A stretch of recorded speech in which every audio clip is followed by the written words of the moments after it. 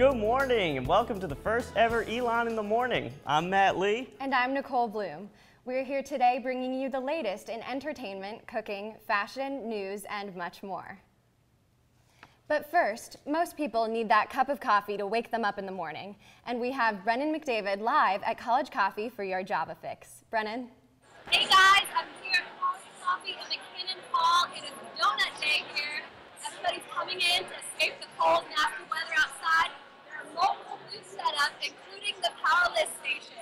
They are promoting the Powerless competition, and you can actually come and pick up your very own CL Arms light bulb to promote sustainable energy and conserving energy. There's also Kaplan Test Materials, which runs the graduate student test class on campus. You can come pick up your very own testing book. Thanks, guys. Back to you.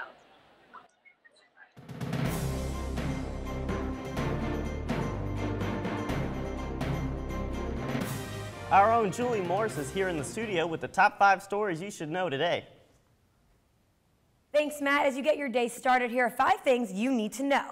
In Washington, lawmakers are preparing for automatic spending cuts that can only be stopped with the passing of a budget by Friday. Many lawmakers aren't too optimistic about a budget that has both Congress and the president's approval. So what does that mean to us college kids? Well, first, the cuts will be in the millions for education. This includes federal assistance for low-income students and the federal work-study program.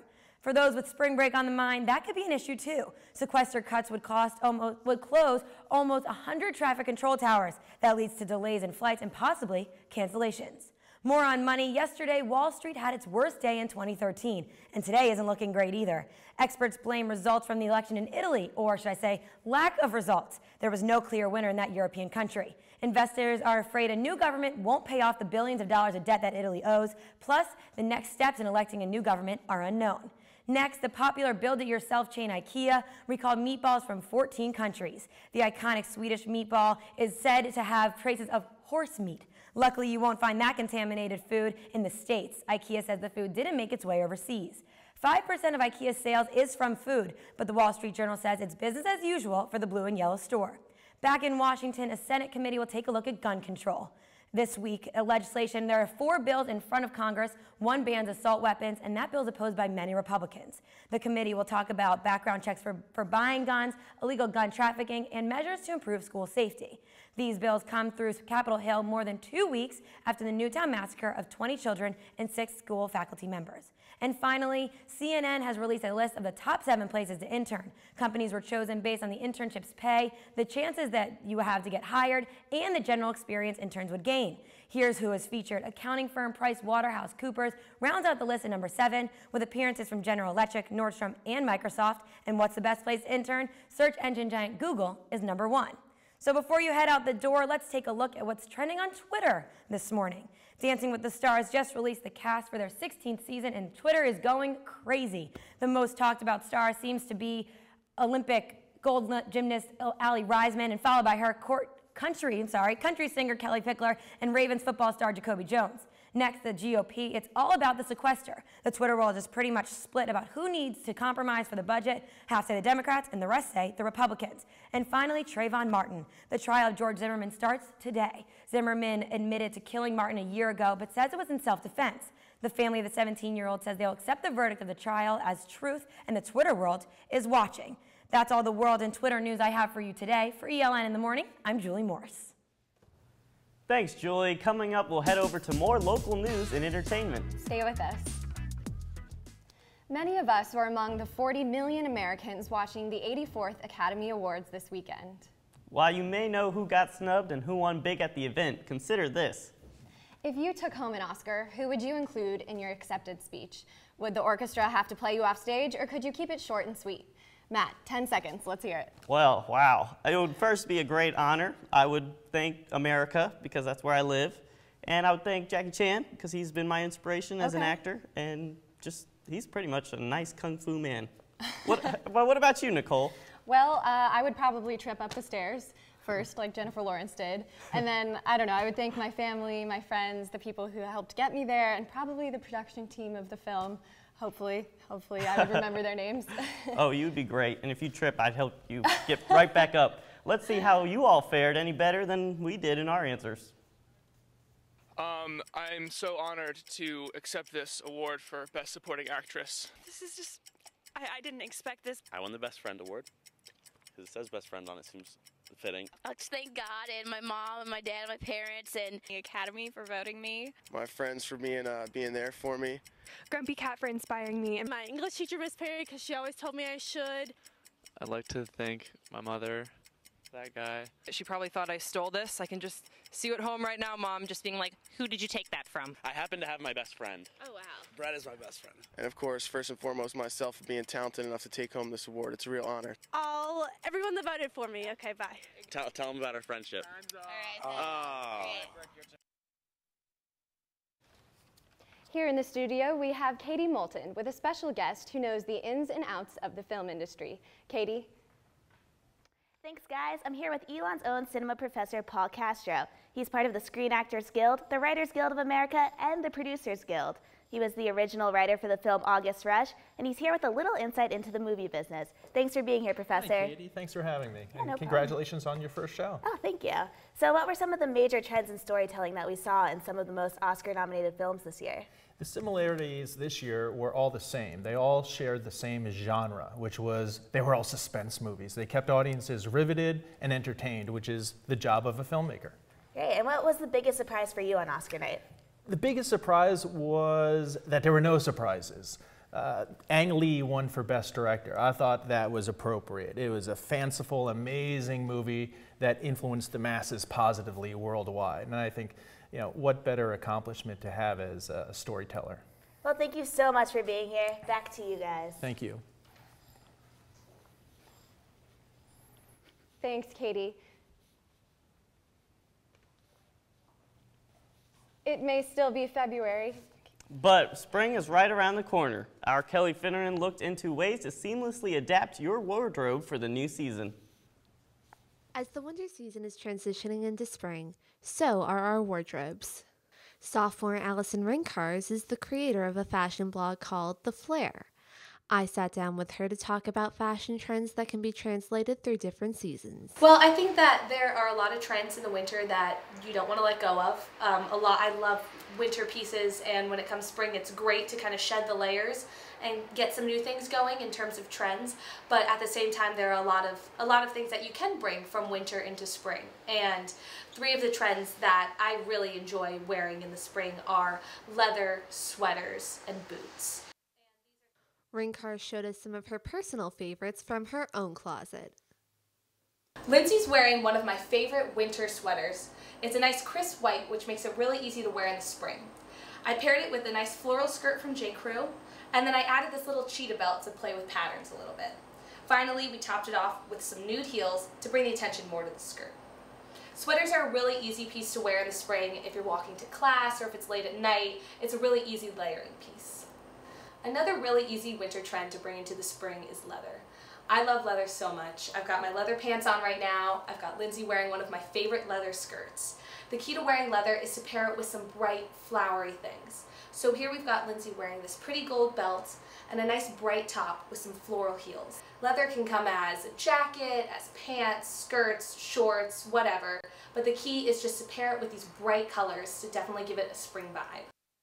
The last trend we have here are boots. Boots are sometimes really a challenge to wear in the spring because they've got such a winter vibe to them.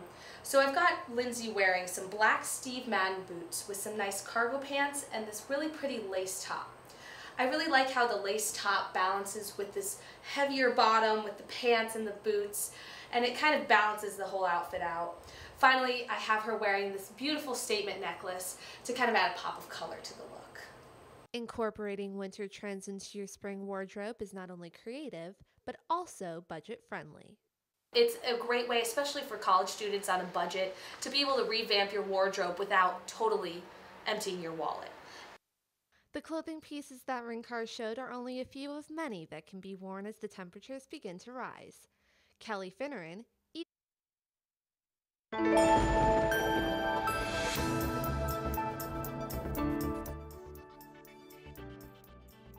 Good morning to you, Elon. You might want to keep that umbrella out, and if you don't have one, you can stand under mine. Walking in that 10:30 class, you'll face some cold wind gusts, so watch out for those icy spots. We're going to see a cold rain throughout the day, and take a look at these numbers.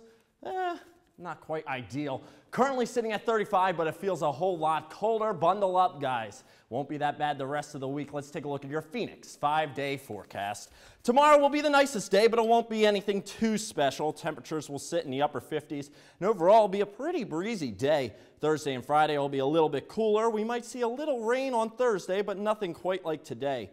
Heading into the weekend now, take my advice. Don't go to the beach this weekend. Saturday and Sunday are going to be very similar days with highs in the upper 40s. If you go to the baseball games versus Furman this weekend, bundle up. If you do go to the beach, don't say I didn't warn you. That is your 5-day forecast. Matt and Nicole, back to you. Thanks, Joe. You may have just had breakfast, but what about the other meals of the day? More on that after we come back. The emergency testing system at College Coffee. Check your phones to make sure you get updates from Smith Jackson. Now, we thought it couldn't be done, but John Malloy and Alex Rose say you can feed a hungry boy for just $3. Hello and welcome to College Cooking. I'm Alex Rose. And I'm John Malloy. Now the premise of our show is we're going to show you how to make some dishes that are cheap, local, and healthy. Yeah, you know, as college students, our wallets are often crying out for help to us, and we don't always have the time to make anything fancy. So today what we have for you is a very classic pasta dish that we're going to show you how to make really simply. With a nice meat sauce, so let's look at our nice ingredients. We went to the local Food Lion and purchased our ingredients there. Now, I'm a very cheesy guy myself, so I went for a little mozzarella to sprinkle on top of our finished product, but you gotta have vegetables in the sauce. I think it adds a nice zest, so I purchased a nice red onion and a nice green bell pepper. Nice, well, I'm a meat man myself, so feel free to throw in some meat if you want to. Here we have pork and chicken Italian sausage that we're just gonna throw in our sauce. And you can't have a pasta dish without the actual pasta, so here we just have some classic angel hair. Can't go wrong with angel hair. Now, to cook your angel hair pasta, you're going to need your standard large pot for boiling water, but it never hurts to add 1/3 tablespoon of olive oil for extra flavor. And while your water's boiling, you can go ahead and cut up your sausage into 4ths or 5ths, just so that it cooks a little bit faster. Alright, so after unwrapping the sausage, just go ahead and cut it up, like I said, into 4 or 5 pieces each. That way it'll cook a little bit faster, so you can save some time with all our busy schedules.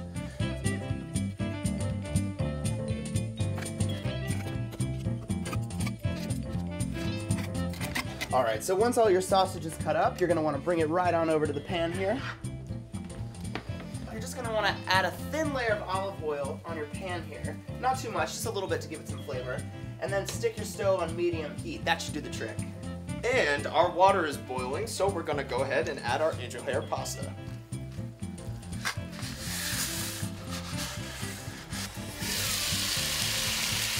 While John's doing maintenance on our sausages, now is a good time for us to start preparing the sauce. So we're gonna go ahead and start cutting up these veggies.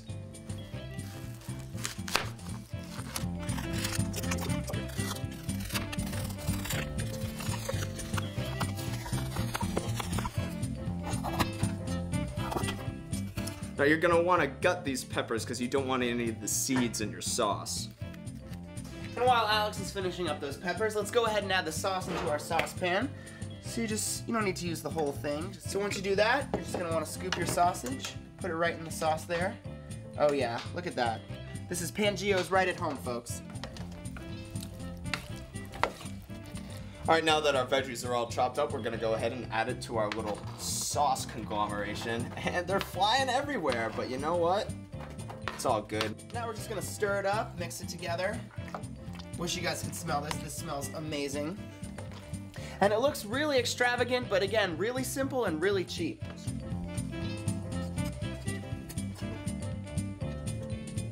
And for our finishing touches, just sprinkle a little bit of mozzarella on top. Well, as you can see, the two of us have prepared a meal for 4 for only $12. So, for College Cooking, I'm Alex Rose. And I'm John Malloy. Enjoy.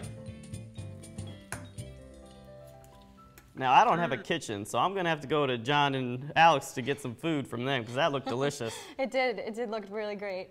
Let's take a look at their receipt from Food Lion. Now, what stands out to me is the veggies. Just over $1, look at that. And the most expensive item on the list was the sausage. If you're not a meat lover, you can take it out altogether. Now, carbs here and there are good, but if you're looking for a healthier meal replacement, then our Sky Cowens can help you out. Good morning, everyone, and welcome to ELN in the Morning Health Update. And this is Smoothies with Sky. I'm Sky Cowens, and I'm here to share my own personal health and fitness tips with you. Exercising and eating well have added so much value to my life, so I want to help you reach your own health and fitness goals. So this morning we're going to be making a protein smoothie. So we have super nutritious and delicious ingredients here, and we're going to make a blueberry almond protein shake. This is great for your morning. It will give you a jump start of energy without any caffeine. It's also great for after a workout to help replenish your muscles. So we're going to start with frozen blueberries. So the key to making a good smoothie is to use frozen fruit because it adds not only a cold, refreshing taste, but a thicker consistency, which is more like a milkshake. So we're gonna put in the frozen blueberries. Blueberries have a ton of antioxidants and vitamins and minerals that are great for your immune system. All right, so we have frozen blueberries to begin. Next, we're gonna use a banana. So this is gonna give the smoothie a really great taste, and it also has a ton of potassium. Hold on. I might need to use a knife to help me out with opening this banana. There we go. Okay. So we're gonna throw in this banana. All right, our next solid ingredient is gonna be kale. Kale is a superfood, and kale is so good for you. It has a ton of nutrients and vitamins and minerals like vitamin A, vitamin C, vitamin D. It has iron in it. Green leafy vegetables in general are so good for you, and you're not going to be able to even taste the kale in a smoothie because all the other ingredients are just going to mask it. So you're going to get that nutritional value without the weird, bitter taste. Okay, so next we're going to put in some almond butter. So almond butter is what is going to give your smoothie the protein. And we're going to use almond butter instead of peanut butter because peanut butter tends to have more sugar and fat in it, whereas almond butter has monounsaturated fat, which won't make you, it's not the kind of fat that's going to make you fat, it's the kind of fat that's going to go right to your brain, give you brain power. And the protein is really great for weight management. It will keep you full for a long time, and it will help with replenishing your muscles after a workout.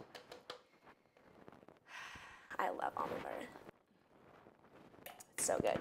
Okay. Next, we're going to put in some coconut water. Now, coconut water is super hydrating. It is packed with electrolytes and a ton of potassium. So this is also really great for hydrating after a workout. We're going to fill it up about halfway with coconut water. And the next liquid we're going to use is almond milk. And almond milk is going to give you a lot of the same nutrients that the almond butter gave you.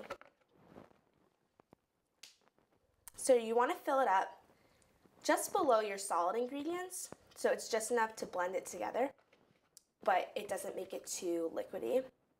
Again, to have that nice milkshakey consistency. Okay. So again, we have frozen blueberries, almond milk, coconut water, banana, kale, and almond butter. So now we're gonna blend it, yay! So exciting!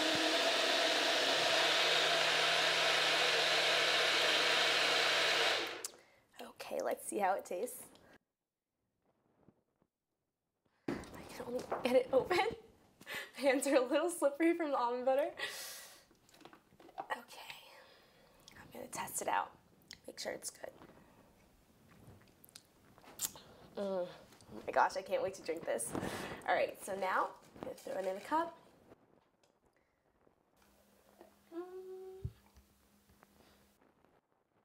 And I really like to drink my smoothies with a bendy straw because it's just more fun. Oh my gosh, that's so good. All right, so again, to review the ingredients, we have our frozen blueberries, we have banana, we have kale, almond butter, almond milk, and coconut water. Oh my gosh, I can't get enough of this. So I hope that you Try the smoothie out. I hope you like it. If you want to play around with some other ingredients, you can substitute different fruits like raspberries or strawberries, or throw in any ingredients you want. Really, making smoothies is all about experimenting, being innovative and creative. Really, the sky's the limit. So for ELN in the Morning Health Update, this is Sky Cowens, and this is Smoothies with Sky. See you next time. Naima Abdullahi sat down with some music experts recently to find out what will be topping the charts next. This segment is called the Hip Hop Debate. Right here we have 4 guests, and we're going to allow them to introduce themselves. I'm Jonathan Smith. My name's Connor Ambrose.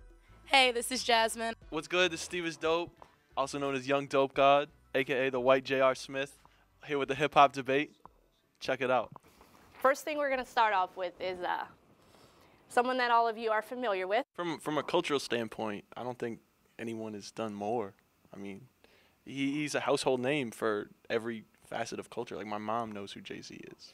If there's a Mount Rushmore hip hop, Jay has to be on there. Yeah. Future. Yo, he's the man. Like, if you can actually do that and figure out a way to make money off of what he's doing, like, that's amazing. I agree. You know, Future Vandross, man. It's not to my personal liking. I can't say that I've delved too deep into him. He used to be called Meathead. Like, he used to go by Meathead. When he first came out in Atlanta, his name was Meathead. Lil Wayne. Do you think he is one of the top 10 artists of the 21st century? Since we were in grade school, he's been a consistent force in hip hop. I find it annoying for people to say, like, oh, I wish the old Wayne was back. I wish I had the old artist. I think it's kind of ludicrous to expect an artist to deliver the same product all the time. Trinidad James. The S is a dollar sign. Yeah, he's only been rapping for 9 months. Who cares? Some people are saying this is the fastest rise to fame that they have witnessed. When kids dream about being a rapper, this is how they imagine it going, you know. What are your views on how women are portrayed in hip-hop videos and in the hip-hop media? We don't have hair that straight or like nails that long. It's not natural. Your eyes aren't blue. Everybody wants to be that girl with the 16-inch like jet black yaki with the nails and the... Who is your favorite rapper of all time? Lauryn Hill. Sean Corey Carter. Jay-Z. For a while now, it's been Kanye West. You know, I kind of get frustrated when people are like, Biggie was my favorite artist. Like, you're 15. Like, what are you talking about? What would it take for Ja Rule to have a comeback? Yeah, hell gotta freeze over. You know, it will have to be an act of God. What do the Rolling Stones and Train have in common with ELN student Sean McGee? Well, Sean is a songwriter, and he's here in the studio with us to talk about his upcoming music video. So, Sean, what kind of music do you play? What's your style? My genre is kind of piano pop rock. It's kind of like Ben Folds, Billy Joel, but the song you'll get to hear in a little bit actually has a little bit of an electronic pop kind of influence to it. Very cool. And how long have you been playing? I've been playing since I was about 5 or 6, so really long time. Oh, wow, okay. Yeah. And do you play instruments as well? I play piano and I sing. Nice. Oh, yeah. So what was it like to make a music video? It was a lot of work.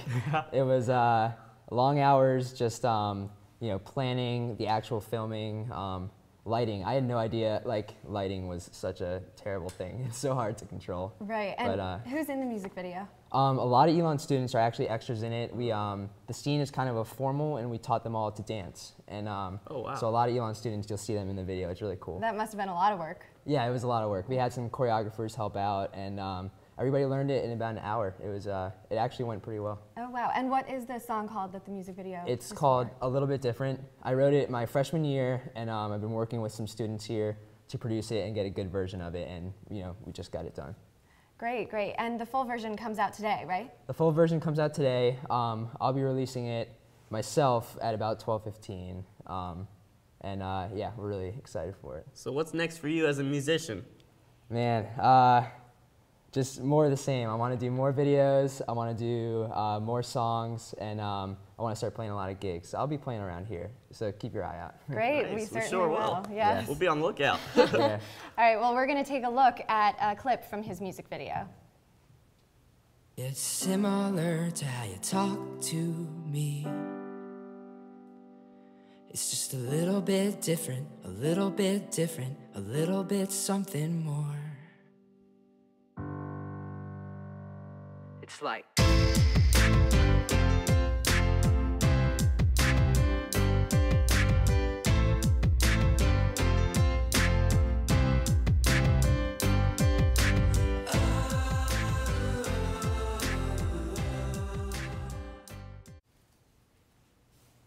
That was very cool. The dancing, my goodness, I can't believe they learned that in an hour. In an hour, wow. I don't know if I could do that in an hour. For the rest of the music video, check online. It's on YouTube. So Sean, can you just tell us a little bit more about the style of the music video?